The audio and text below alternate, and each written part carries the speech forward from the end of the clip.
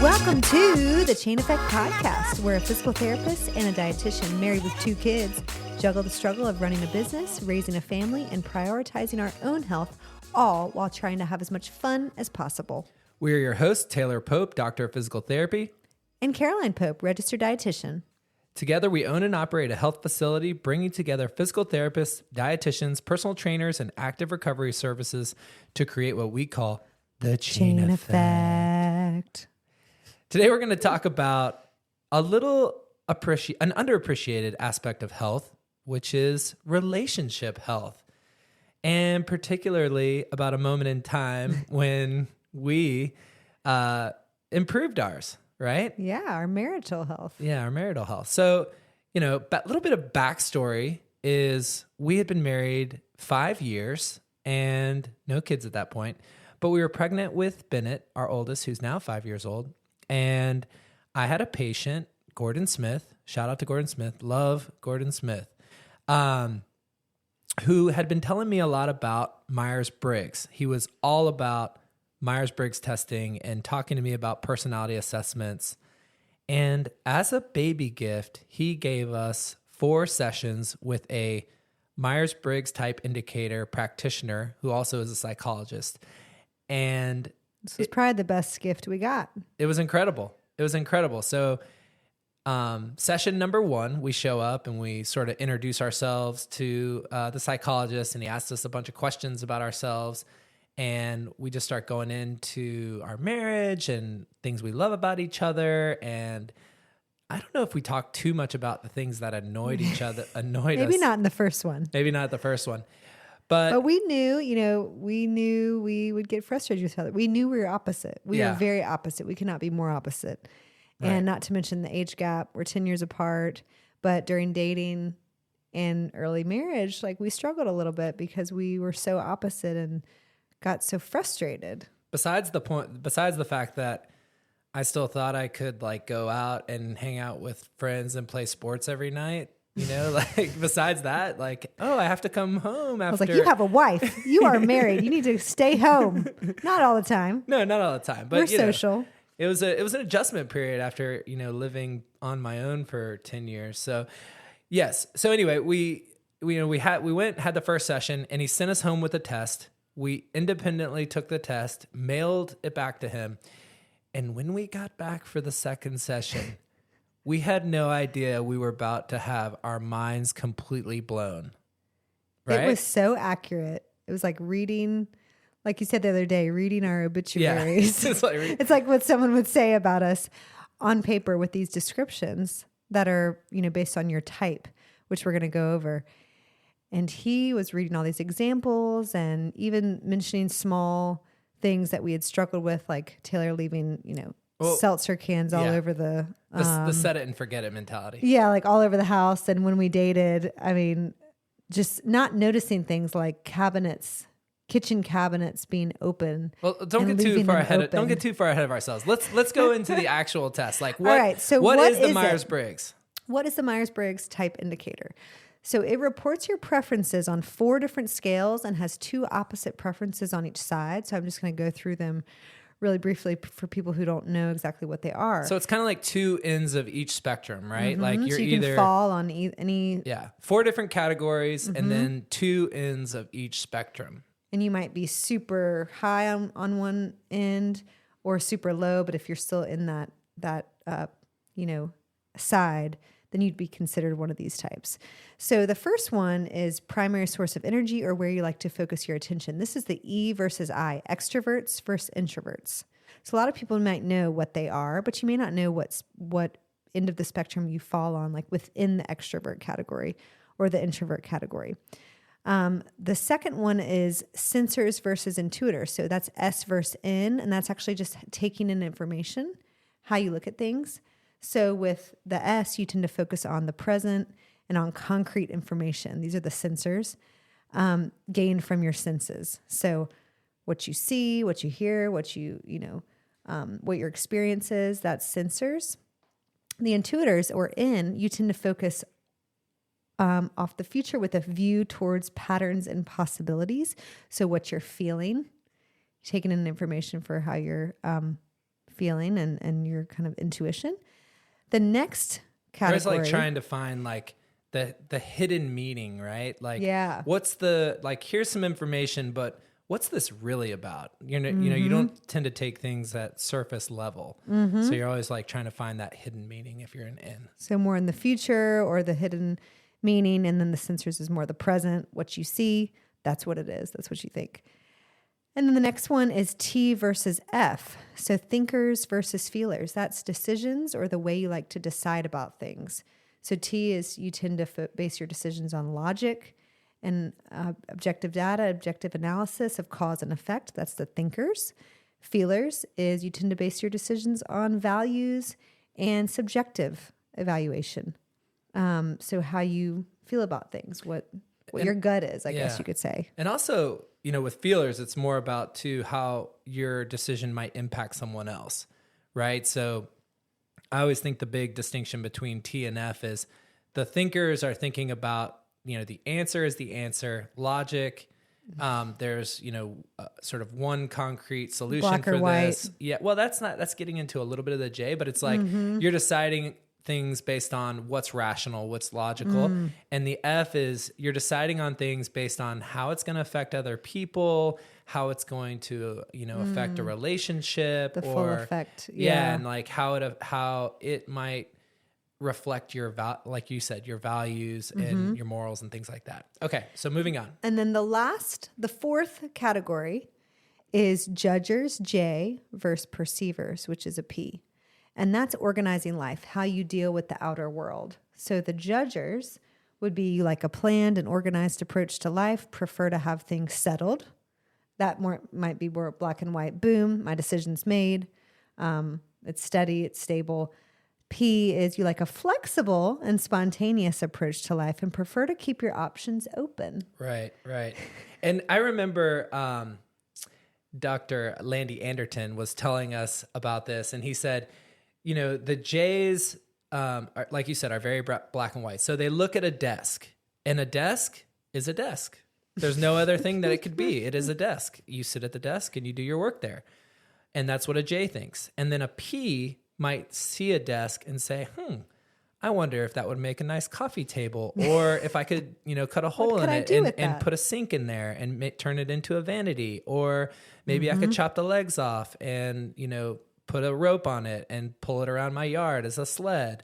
So the P is always kind of searching for, you know, the other ways of doing things. And so with this backdrop, we got our test scores, right? Right. We got our personality types. And it's great because you can learn how partners can appreciate, you know, how you can appreciate the other one because they are wired differently. It doesn't mean they can't change. We'll get into that a little bit, but you can tolerate each other's tendencies a little bit better and learn to integrate more with our opposite preferences. So we're going to get into the brief descriptions. Yeah. We have the papers here from when we did this 5.5 years ago, and we're going to get into the descriptions of what each of us is. And so I'm going to start with Taylor. Okay. And you are a pretty strong I'm an ENTP. ENTP, and that is referenced as life's entrepreneurs, or one exciting challenge after another, or the inventor. And so those are the sort of titles. the titles. Yeah.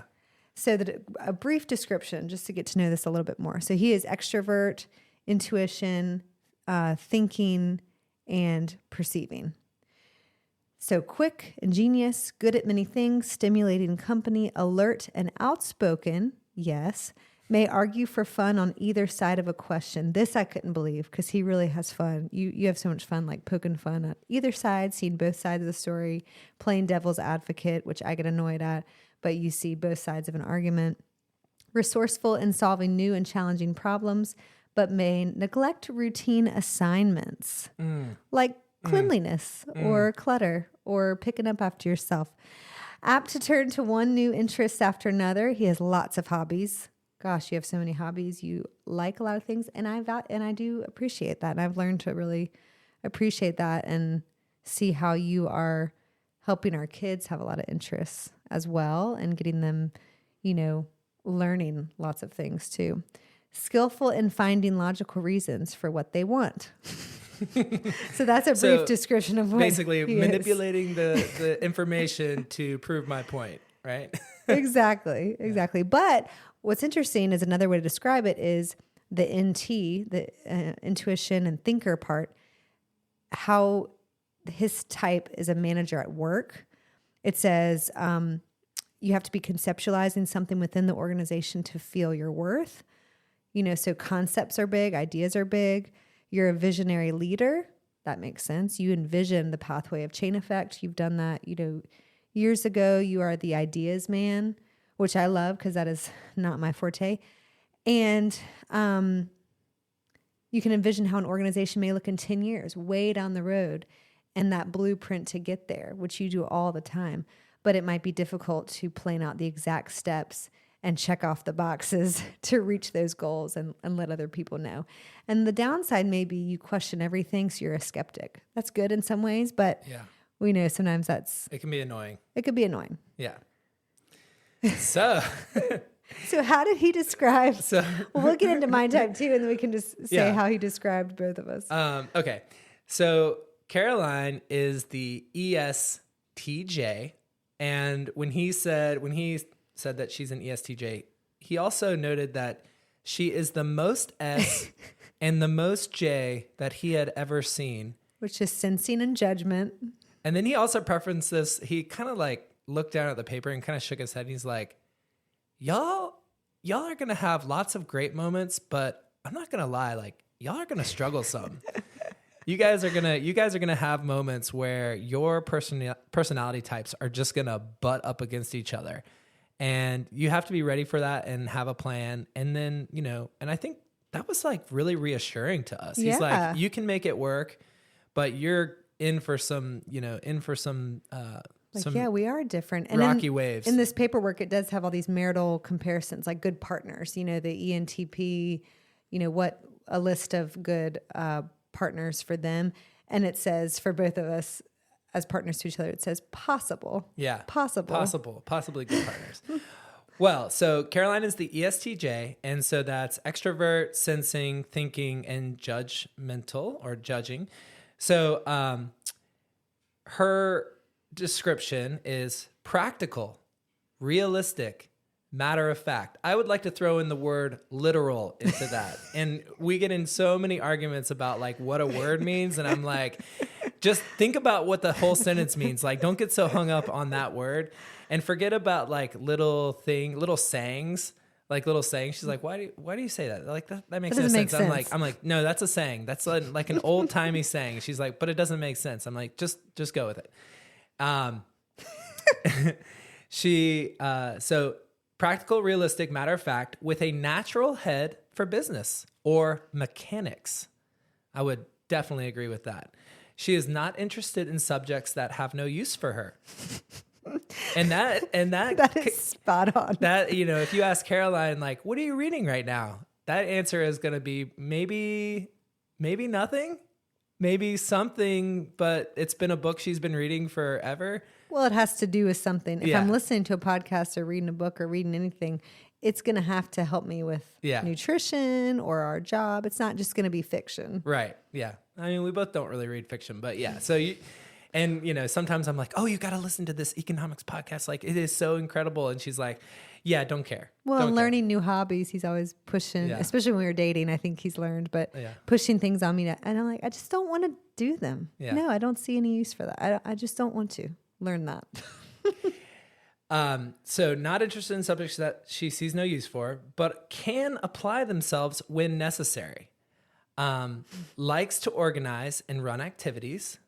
And that like can apply yourself when necessary. I'm always amazed. Like when I finally do get her to play something that I want to, like we played, I guess it was on our honeymoon. Like we played soccer and you hadn't played soccer in, 15 years, but you're like slide tackling people and like, doing an awesome job. And I was like, you could play, like we can do this. Like, and you're like, nah. Not really have an interest in that.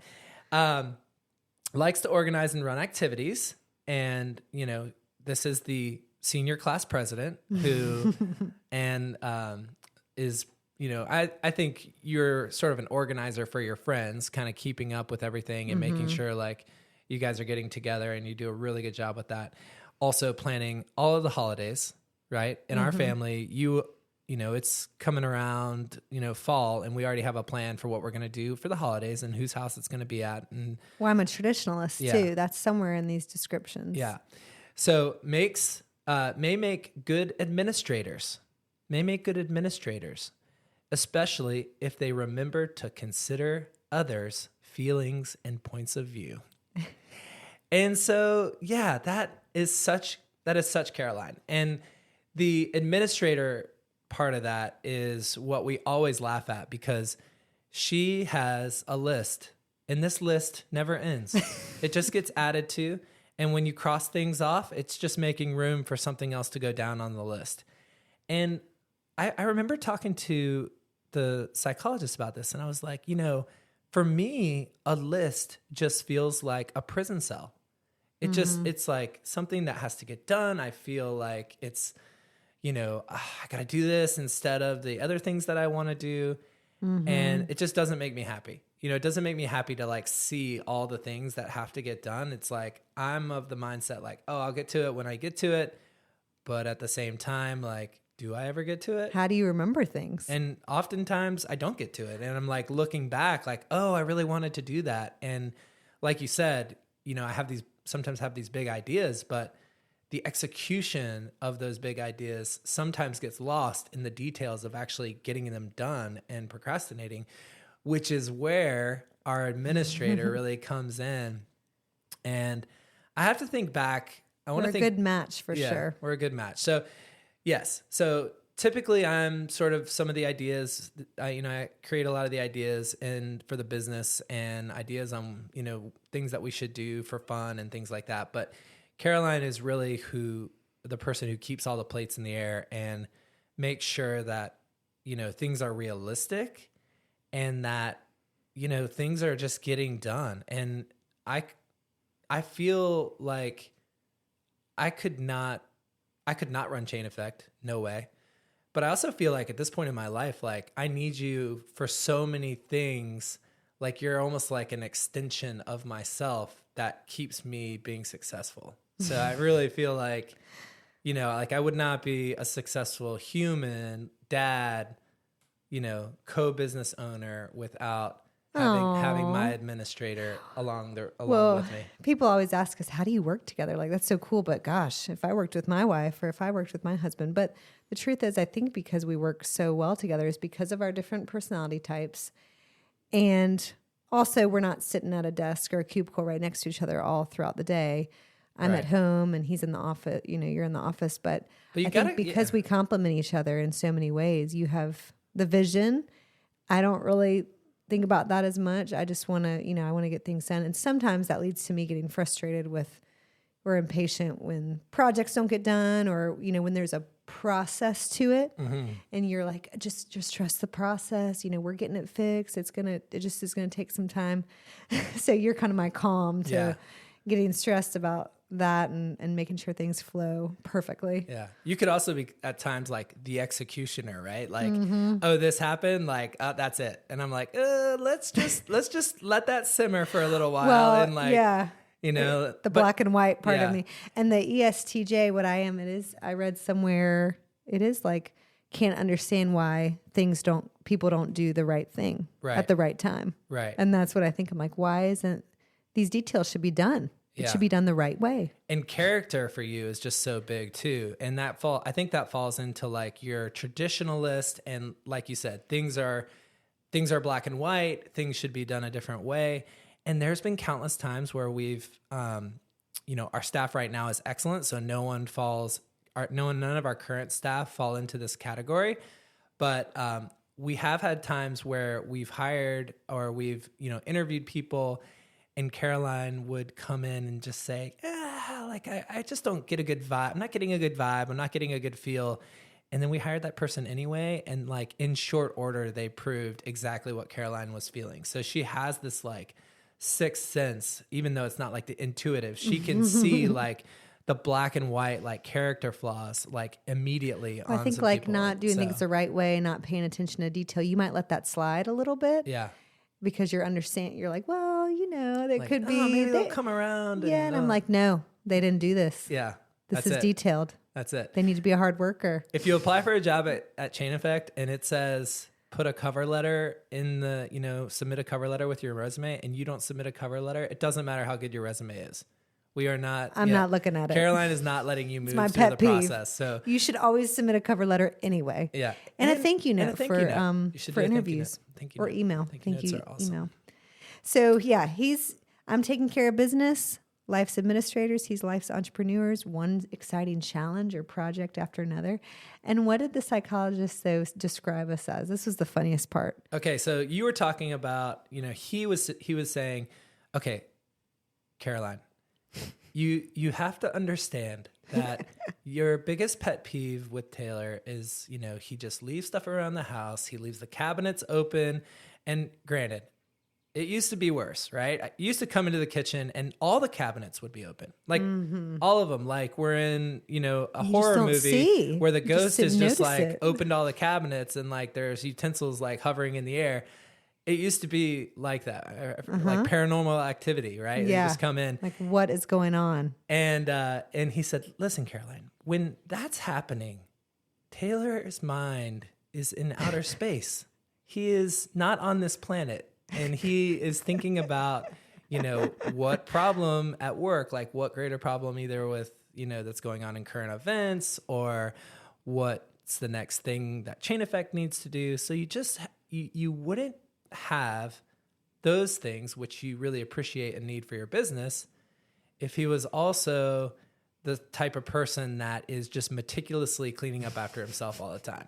And what do I have to do next? And he's like, Taylor, that doesn't get you off the hook for cleaning up after yourself, but it does allow a little bit of grace for you to not have that be your intuitive like way of being. Mm-hmm. And then he said, and Taylor, when Caroline is going over her list for the weekend and you feel like she's a robot made of concrete, you have to understand that the list is what allows her to relax. Mm-hmm. And that was a big spark for you. That was a big spark for me. And that getting things checked off the list brings her inner peace. And she wouldn't be the type of person that you fell in love with, who is on top of things, who is thinking about, and your T and F was really close to the middle. So like, you really do kind of fall on both sides of that spectrum where you could be thinking about things from a logical perspective, but also I think you really do a great job of considering other people's feelings. Oh yeah. I was almost to the feeling side instead of thinking. Which for me is like, I'm way more logical and like, well, this is the right way. And like, if their feelings don't align with that, then that's a problem with them. Like they're not seeing the right way. And I think you've helped me in a lot of ways to better understand how my actions are impacting other people, and also how important it is to think and put yourself in other people's shoes. So like improving my ability for empathy. And I think that's, made me a better person, but that really comes natural for you. So love his Myers analogies Briggs. and the psychologist's analogies were so spot on. It was funny, but it did help us a lot. And I think it, from that, and then we brought in a kid to our life. Like we knew we needed to work on these things a little bit. I was still pregnant when we did this counseling. We need to work on this a little bit before we brought a baby into the mix, because wow, anyone who's had a child knows that is just a huge life change. And I think one of the things that, he helped us to understand was that, we can use these differences in our personalities to become like the ultimate couple, right? I'm not trying to toot our own horn or anything, but we can, if we understand where the other person is naturally inclined to achieve certain things or be successful in certain things, we can harness that in our relationship. And that doesn't, like it said, that doesn't get me off the hook for like looking at the list and doing things off the list. But when we have especially work projects or things that need to get done that, hey, Caroline, this is a Caroline job. This is a Taylor job. I need you to look at this. And so like, she might need me to like look at a piece of writing and like think about whether it fits into our ultimate like vision for how we want to represent ourselves. But I need her to like go through and make sure I spelled all the words right. And not like in the grammar. The editor. Yeah. He's the writer, the author. I'm the editor for sure. Give me something to look at. I'll edit it, but I don't want to write it. Right. But it works. Yeah, it works perfectly for work. And, you know, we both work all the time and we're getting things done. But yeah, we can help each other. So if we were the same or if we were more similar, I don't think we would work as well together. Right. So, and when you know, this was shortly after we had Bennett that you came into the office. I mean, when we had Bennett, she was working at Rex Hospital, which is a hospital that's near Chain Effect. And she was a full-time bariatric dietitian. And, you know, for lots of reasons, she ended up coming to Chain Effect, but mostly because we couldn't justify just like leaving Bennett at daycare all day. It just felt so sad. And so we wanted Caroline to have a little more flexibility in being with Bennett. And then we just did the math and we were like, hey, I think bringing you into the business is going to make sense. Yes, we're putting all our eggs in one basket, but that was a big fork in the road for Chain Effect. Bringing you into the business, all of a sudden having that extra person and having, you know, because say what you want about your best employees. No one is bought in like the owner is bought in. Yeah. So we had created Chain Effect, in 2015. And then we were like, well, so one of us needs a stable income. I wanted to get that good experience right out of my master's. Yeah, it was 2019 when you came in. Yeah, so I'd worked somewhere, full-time job for it was over 3 years. But we knew I'd come back eventually, but we just didn't know when the right time was. And it was scary. And I was kind of doing some behind-the-scenes things. And we were talking at home, of course, but I had my full-time job to focus on. So then we really started taking off then, and it's been really fun working together and brainstorming. You're always on, you're always working, especially when you have your spouse to talk with at night about work and on the weekends and brainstorm, but it's fun and very rewarding.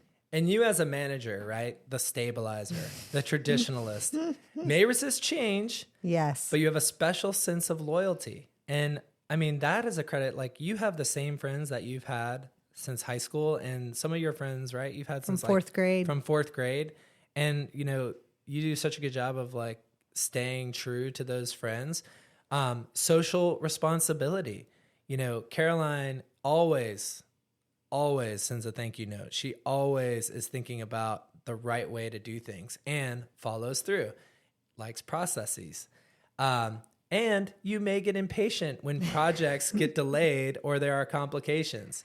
And then you're a little, how I'm the skeptic. Well, you can be the pessimist. And that is one area. We bump heads a little bit with that stuff. Yeah, we bump heads with that because I'm way optimistic all the time about, it's going to work out. Like, it's going to get better. And you're like, how? How's it going to work out? Like we had this big machine come in. There was all these delays and our body composition scanner, which is awesome. And it was all Taylor's idea. And I was a little skeptic about it, a little pessimistic. I was like, how's this going to work?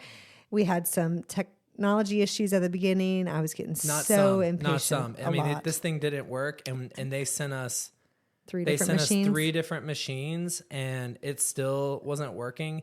It works perfectly now, but they were having, they had upgraded the model, and it was having some, firmware versus hardware issues, and the cameras weren't syncing. And I remember Caroline. First of all, we had done this whole rollout for it.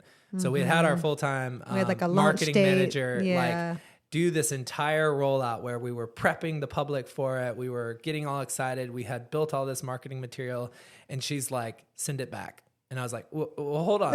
Like, we can't just send it back. Like, first of all, call them. They're not going to take it. And we need our money back. Yeah. And we are sending this back. It's not working. We had this whole, that was every day I'd ask, he'd go from a long day at work and he would greet me and I'd be like, did it come in yet? Is it the working? next part, is it working? And so that's where we butt heads a little bit because there are bigger picture things. So anyway, so we think this is a really awesome test that people could take not only in their marriage, but at work. We've heard of some people in the hiring process having potential employees take some sort of personality test. It might be hard to do the full-on Myers Briggs official test. You can get some free versions online that could still be helpful. There's different types, but the official one you do have to pay for. And then there's certified MBTI practitioner. So you could always look in the area and find one of those to test and counsel you with to really get some more information, because we just have packets and packets and sheets with descriptions and how we can communicate better and how much, we can do in our marriage. But I do think in the work realm and the work environment, it would be an awesome thing as we get bigger to focus on implementing with our staff so that we can work together as a team, see our flaws and but see everyone's, great things about their personality too. It really helps you see things that you would identify maybe as personality weaknesses as reasons that they have strengths in other areas, right? So like you might see a weakness, but then it helps you say, okay, well, if they have that going on, like what's the flip side of that? Like where do they excel because they have this part of their personality that, that's less aligned with the way I look at the world. And then how can we harness, their strengths as part of the team? And our son, Bennett, there's a school that's near us where he goes to school that we work so hard to get into.